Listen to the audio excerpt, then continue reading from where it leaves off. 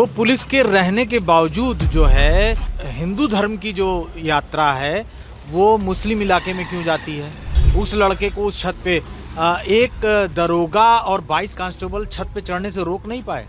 या जो आरोपी हैं वो उनका लिंक जो है भाजपा से है, तो भाजपा ही को बचाया जा रहा है। ऐसा लगता है कि भाजपा जो है कहीं ना कहीं भ्रष्टाचारियों और बलात्कारियों और अपराधियों आतंकवादियों के साथ खड़ी हुई है, क्योंकि मतलब उनको लगता है कि क्या धर्म के नाम पर सियासत की जा सकती है और धर्म के नाम पर जीता जा सकता है। कांस्टेबल हेड कांस्टेबल महिला अयोध्या से निकलती है, अपने पति के लिए व्रत रखती है कि मैं घर पहुंचूंगी और उसका व्रत तोड़ूंगी।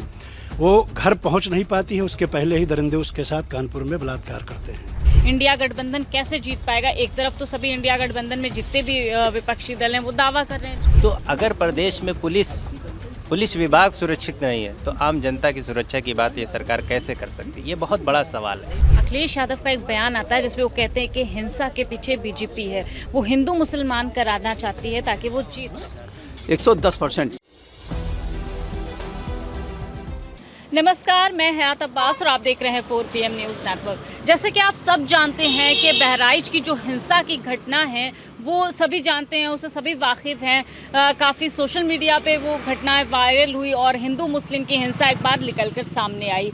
इसी बात को लेकर अखिलेश यादव जो कि समाजवादी पार्टी के मुखिया हैं, उनका कहना है कि उपचुनाव से घबरा कर बीजेपी सरकार ने इस तरह की घटना करवाई है और इस तरह की घटनाओं के पीछे बीजेपी का हाथ होता है। लोगों के बीच और उस बयान को कैसे देख रहे हैं लोग, जान लेते हैं। सर, आज अखिलेश यादव ने बयान में अपने कहा कि जो हिंसाएं होती हैं, जो हिंदू मुस्लिम की घटनाएं होती हैं, ये भारतीय जनता पार्टी चुनाव के डर से करवाती है। देखिए, अखिलेश की बातों में कहीं ना कहीं सच्चाई नज़र आती है। कोई भी राजनीतिक दल जिसको लोकतंत्र में महत्व दिया जाता है और अगर वो विपक्ष में है, अगर वो कोई धरना प्रदर्शन या आंदोलन करता है तो पुलिस फोर्स बहुत लगा दी जाती है। बहराइच की घटना में पुलिस थी, तो पुलिस के रहने के बावजूद जो है एक हिंदू धर्म की जो यात्रा है वो मुस्लिम इलाके में क्यों जाती है? इसको रोकना चाहिए था। क्यों गई? अच्छा, अगर उस इलाके में चली भी गई तो जो मुझे जानकारी मिली है, एक दरोगा थे और 22 सिपाही थे। एक दरोगा और 22 सिपाही के रहने में एक लड़का किसी दूसरी बिरादरी के छत पे चढ़ जाता है और वहाँ उसके धर्म का झंडा खींचने लगता है। ये कितना बड़ा पाप है, गुनाह है और कानूनी रूप से गैर कानूनी है। तो इसको पुलिस ने क्यों नहीं रोका? तो इससे स्पष्ट होता है कि कहीं ना कहीं पुलिस भी जो है भाजपा जो चाहती है, भाजपा की मंशा को अंजाम देने का काम कर रही है। अगर ऐसा ना होता तो कानून व्यवस्था खतरे में पड़ेगी। ये सोचकर उस लड़के को उस छत पे एक दरोगा और 22 कांस्टेबल छत पे चढ़ने से रोक नहीं पाए। और क्या कार्रवाई की वहाँ के अधिकारियों ने, क्या कार्रवाई की? और अधिकारियों ने कार्रवाई नहीं की तो वहाँ का कप्तान अब तक क्यों बना हुआ है? ये कप्तान को ट्रांसफ़र पोस्टिंग करना या उसको दंडित करना, ये काम तो मुख्यमंत्री का है। मुख्यमंत्री ने ऐसा क्यों नहीं किया? और उसके बाद सोशल मीडिया पे रोक लगा दी गई। दंगे भड़क रहे थे, सोशल मीडिया पे रोक लगा दी गई कि कोई और ना देख पाए, उत्तर प्रदेश के अन्य हिस्सों में ये बातें ना जाएं। अगर यही घटना पश्चिम बंगाल में हो रही होती तो पश्चिम बंगाल में राष्ट्रपति शासन की मांग हो रही होती। उत्तर प्रदेश में आप सोशल मीडिया पे बैन लगा देते हो क्योंकि उत्तर प्रदेश में भाजपा की सरकार है। भाजपा विपक्ष में रहती तो उसको राष्ट्रपति शासन चाहिए, उसको कानून व्यवस्था की वो दुहाई देती है। मगर जब वो सत्ता में होती तो सोशल मीडिया पे बैन लगा के वाहवाही करती कि नहीं, कानून व्यवस्था बड़ी दुरुस्त है। अभी बस्ती में एक बलात्कार की घटना हुई है, गैंग रेप हुआ है बच्ची के साथ, तो वहाँ पे कोई कार्रवाई नहीं हुई पुलिस के साथ। और जो अपराधी हैं या जो आरोपी हैं वो उनका लिंक जो है भाजपा से है, तो भाजपा ही को बचाया जा रहा है। तो ये सारी बातें हैं। ऐसा लगता है कि भाजपा जो है कहीं ना कहीं भ्रष्टाचारियों और बलात्कारियों और अपराधियों आतंकवादियों के साथ खड़ी हुई है, क्योंकि इस तरह का कृत्य तो आतंकवादी करते हैं कि पता चला कि दूसरे धर्म के नाम पे जो है आतंकवाद फैलाना। मतलब उनको लगता है कि क्या धर्म के नाम पर सियासत की जा सकती है और धर्म के नाम पर जीता जा सकता है। देखिए मैडम, अभी आपको एकदम स्पष्ट दिख रहा है कि ये किसी भी ज़िले में, किसी भी जगह पे, प्रदेश में दंगा और फसाद जातिगत आधार पे करते हैं और उसका मेन उद्देश्य होता है, आप देखती होंगी जब भी किसी स्टेट में जब चुनाव आता है तभी इस टाइप के कृत्य उजागर होते हैं। अपनी जो नाकामियां हैं वो उजागर न हो, उनको दबाई जाए, इसलिए इस टाइप के दंगे प्रायोजित तरीके से कराए जाते हैं। आप हाल ही में देख रही हैं, अभी कल एक कांस्टेबल, हेड कांस्टेबल महिला अयोध्या से निकलती है, अपने पति के लिए व्रत रखती है कि मैं घर पहुंचूंगी और उसका व्रत तोड़ूंगी। वो घर पहुंच नहीं पाती है, उसके पहले ही दरिंदे उसके साथ कानपुर में बलात्कार करते हैं। इस तरह की कुकृत्य जो है समाज में, जो बड़ी बड़ी घटनाएं घटित हो रही हैं और तमाम सारी जो सरकार की विफलताएं हैं, महंगाई हो, बेरोजगारी हो, महिलाओं की असुरक्षा हो, इन सब को दबाया जाए किस तरीके से, और चुनाव जाति की नीतियों पे हो जाए, आपसी मतभेद में ला दिया जाए, कहीं आगजनी करा दी जाए, कहीं चोरी करा दी जाए, किसी को गोली मरा दी जाए, तो ये भाजपा का आज का चरित्र नहीं है। इनका चाल चरित्र, चेहरा सब उजागर हो चुका है, जनता देख रही है। ये करनी और कथनी में इनके सदैव अंतर रहता है। जनता को किस तरह मेन मुद्दों से भटकाया जाए और किस तरह से उनको पथभ्रष्ट किया जाए, ये मेन का सरकार का काम होता है। भारतीय जनता पार्टी के कृत्य उजागर हो गए हैं। ये न बेटियों को सुरक्षा दे पा रहे हैं, न युवाओं को रोजगार दे पा रहे हैं, न किसानों की खेती सुरक्षित हो पा रही है। हर तरह से आज किसान, रोजगार, हर तरह से अव्यवस्थित है पूरा प्रदेश। और इनको क्या कराना है, हिंदू मुस्लिम की घटनाएं करानी है। किसी एक आदमी को सुरक्षा के बीच में एक नवयुवक लड़के को गोली मार दी जाती है, पूरी फोर्स वहाँ रहती है। पहले से उस कार्यक्रम का अनुशासन और प्रशासन से सब चीज़ें कराई जाती हैं और सुरक्षा के बीच में किसी लड़के को गोली मारकर अपराधी भाग जा रहा है, तो इसके लिए समाज जिम्मेदार है, क्षेत्र जिम्मेदार है। प्रशासन क्या कर रहा है, योगी सरकार क्या कर रही है। हरियाणा चुनाव के बाद लगातार ईवीएम सवालों के घेरे में है, वो चाहे लोकसभा के चुनाव हो, चाहे विधानसभा चुनाव हो। ईवीएम को लेकर क्या कुछ कहना है, लोग क्या सोचते हैं? देखिए, ये संपूर्ण सत्य है, इसको कोई मिटाया नहीं जा सकता है। हम कितना भी आदमी समझाने का प्रयास करें, लेकिन इनके मशीनरी सिस्टम में गड़बड़ी है। और एक तो ये गड़बड़ी मशीन की कह लीजिए और या फिर प्रशासन की कह लीजिए।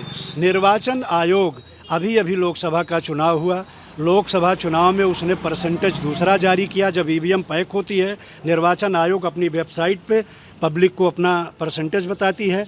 जब वो पैक होके स्ट्रांग रूम में जाती है, उसके 2 दिन बाद दूसरा परसेंटेज जारी किया जाता है। वही अभी हाल के चुनाव में हरियाणा में भी किया गया, 61% पे बक्सा सील होता है। दूसरे दिन फिर से निर्वाचन आयोग अपनी एक नई परसेंटेज नीति घोषित करता है कि वो 67% पोलिंग हुई है। जिस तरह से लोकसभा में 5 करोड़ वोट बढ़ा करके 100 सीटों पे कब्जा करके झूठा मक्कार आदमी प्रधानमंत्री बन के बैठ गया है, उसी तरह से हरियाणा में भी हमारी बनती हुई सरकार को छीन के 6-7% वोट को बढ़ा करके ईवीएम के द्वारा। फिर आप बताइए, मैं अपने मोबाइल को घर में चार्ज करता हूं और जैसे ही उसको निकालूंगा 100% का 99% 5 मिनट में हो जाता है। कोई भी मशीन जिस पे हम पूरे दिन वोटिंग किए हैं 7 बजे से लेके और शाम को 7 बजे तक, वो स्ट्रांग रूम में खोलने के बाद 99% चार्ज कैसे मिल रही है। हमसे साक्ष्य मांगा जा रहा था लोकसभा चुनाव में कि आप साक्ष्य के साथ निर्वाचन आयोग कार्यालय आइए। अभी मैं हरियाणा के चुनाव में साक्ष्य के साथ, फोटो के साथ, जो उसका प्रोसाइडिंग ऑफिसर होता है उसके सामने मशीन 99% चार्ज कैसे है। अगर पूरा दिन मशीन पे वोट पड़ा है तो 99% मशीन चार्ज होकर कैसे निकल रही है। और वही मशीन जब खोली जाती है तो उसमें 85 से 90% वोट भारतीय जनता पार्टी को मिलता है, अन्य पार्टियों को 10-5% में सिमट जाती हैं। और जो मशीनें सही हैं वो 60-65% चार्ज हैं, उनको खोला जाता है तो उसमें कांग्रेस की जीत होती है, भाजपा हार जाती है।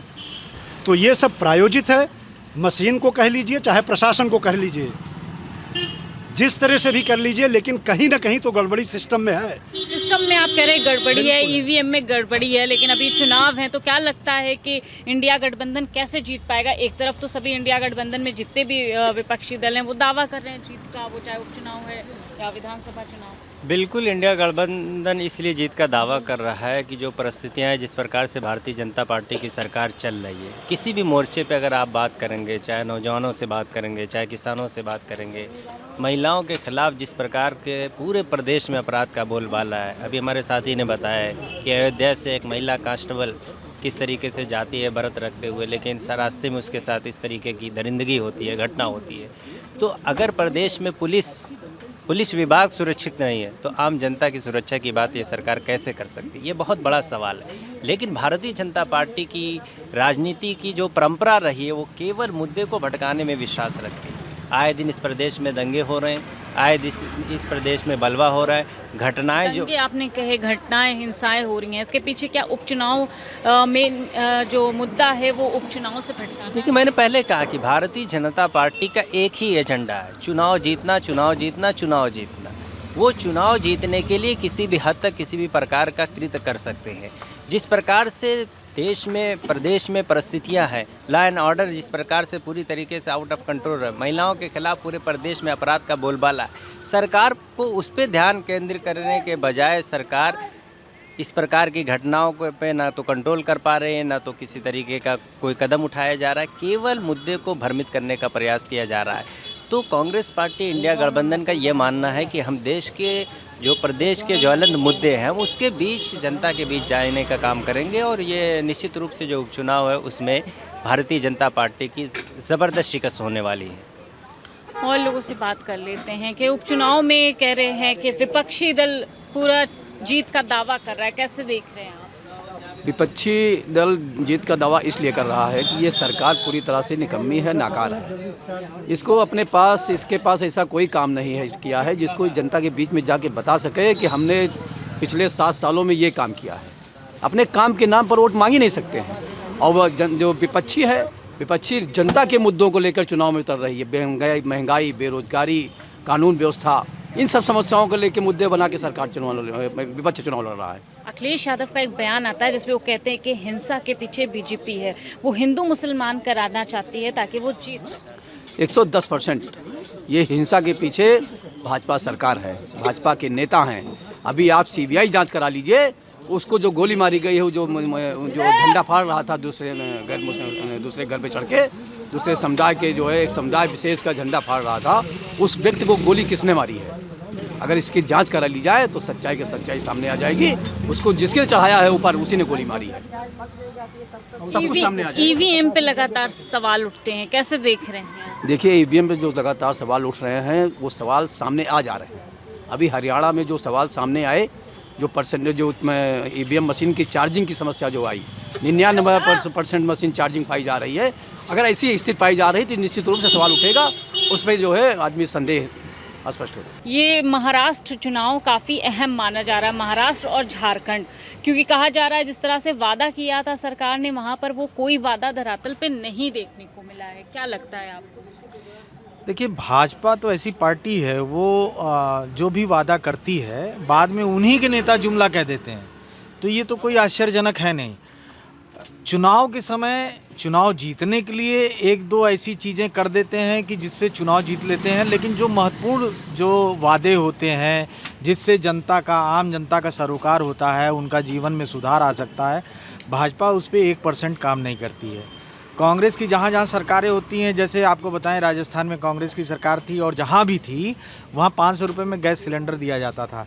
भाजपा ने वहाँ चुनाव जीतने के लिए घोषणा कर दिया कि हम 450 रुपये में गैस सिलेंडर देंगे, मगर चुनाव बीतने के बाद उन्होंने ऐसी कोई घोषणा को उन्होंने अपना वादा पूरा नहीं किया। उत्तर प्रदेश का चुनाव अगर आपको याद हो 2022 से पहले, तो इन्होंने छत्तीसगढ़ की देखा देखी यहाँ कह दिया था कि हम गोबर खरीदेंगे, तो लेकिन क्या हुआ, वो वादा भी बहुत पुराना हो गया और यहाँ पे कोई काम नहीं हो रहा है।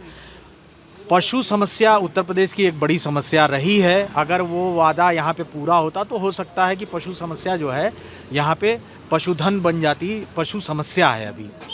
जहाँ तक रहा महाराष्ट्र और झारखंड का सवाल, महाराष्ट्र में कांग्रेस की वहाँ सरकार बनी थी, उद्धव ठाकरे की सरकार बनी थी, और किस तरह से इन लोगों ने सरकार इनको शिंदे को तोड़ा, शिवसेना को तोड़ा और अपनी सरकार बना ली, ये देश ने देखा है। तो राजनीतिक भ्रष्टाचार में तो भारतीय जनता पार्टी नंबर 1 बन चुकी है। अब रही बात कि लोकतंत्र है, इनके भ्रष्टाचार को जनता बर्दाश्त नहीं कर सकती है। दल तो बना लिया शिंदे साहब ने, वैसे सुप्रीम कोर्ट ने भी उसको जो है मतलब असंवैधानिक ही माना था, लेकिन चूंकि उद्धव ठाकरे इस्तीफा दे चुके थे, इस वजह से वो दोबारा मुख्यमंत्री नहीं बन पाए, लेकिन वो असंवैधानिक था और जनता भी चीज़ों को समझती है। इस वजह से महाराष्ट्र में आप देखिएगा उद्धव ठाकरे पुनः वापसी करेंगे और शिवसेना का जो मूल कैडर, मूल वोट है वो शिवसेना के पास वापस आएगा और वहाँ महाआघाड़ी की सरकार बनेगी। अब रही बात झारखंड की, हर प्रदेश की अपनी छोटी छोटी समस्याएं होती हैं जिसको प्रदेश सरकार का जिम्मा होता है कि उस समस्या का ध्यान दे, उस समस्या का निराकरण करे। केंद्र सरकार ऐसी समस्याओं से बचती है। झारखंड में चूँकि आदिवासी ज़्यादा हैं और आदिवासी की मेन समस्या है कि जंगल और ज़मीन की रक्षा जो है वो कांग्रेस और कांग्रेस के सहयोगी दल करते हैं। भारतीय जनता पार्टी जहां सरकार में आती है और उसके सहयोगी दल मिलकर ये जंगल और ज़मीन को उजाड़ने का काम करते हैं और अपने उद्योगपति मित्रों को ये जंगल और जो वहाँ के जंगल के संसाधन है वो सौंप देते हैं, क्योंकि उसमें बड़ा पैसा है। लेकिन उससे क्या होता है कि आदिवासी और जो हमारा एक पुरानी परंपरा है, संस्कृति है, आदिवासी परंपरा, वो समाप्त हो जाती है, जिसको लेके संघर्ष करता है आदिवासी या वहाँ की लोकल जो जनजाति है। जैसे कि मणिपुर में भी आपने देखा जो आग लगी हुई है उसके पीछे जो है उद्योगपतियों की मदद करना है। मोदी वहाँ क्यों नहीं जाते हैं? क्योंकि उन्हें अपने उद्योगपति मित्रों की मदद करना है। उसी तरह से झारखंड है, छत्तीसगढ़ है, ऐसे प्रदेशों को जहां टूरिज़्म या मान लीजिए खनिज ज़्यादा हो, वहां भारतीय जनता पार्टी उसको अपने कब्जे में लेना चाहती, किसी न किसी तरह से अनैतिक तरीके से, असंवैधानिक तरीके से, पैसे के बल पर, सिर्फ़ और सिर्फ अपने उद्योगपति मित्रों के लिए। मगर कांग्रेस, आपने राहुल जी को सुना होगा, अभी विदेश में भी गए थे, भारतीय चुनावों में भी वो कहते रहते हैं कि जितना पैसा जो है मोदी ने अपने उद्योगपति मित्रों को दिया है वो पैसा मैं भारत की आम जनता को देना चाहता हूँ। वो पैसा जो 70% पैसा जो उद्योगपतियों के पास चला गया, वो 70% पैसा यहाँ के गरीब मजदूर, किसान और मध्यम वर्ग को जो पेंशन नहीं मिल रही है, जो रोज़गार नहीं दिया जा रहा है, जो किसान की आय सही ढंग से नहीं हो पा रही है, उस मद में खर्च किया जाएगा। कांग्रेस की सरकार आएगी तो हम उस मद में देंगे जिससे कि महंगाई और बेरोजगारी दूर हो। बिल्कुल। तो देखिए उपचुनाव किस तरह से भारतीय जनता पार्टी उपचुनाव को लेकर खेल करना चाहती है, ऐसा अखिलेश यादव का कहना है। लोगों का क्या मानना है, इस तरह की घटनाओं पे क्या कुछ सोचना है, या अपने लोगों से जो वार्ता हुई है वो आपने सुना है। तमाम इसी तरह के अपडेट के लिए 4PM देखते रहे। कैमरा पर्सन सत्यनारायण के साथ मैं हयात अब्बास, 4PM न्यूज़ नेटवर्क।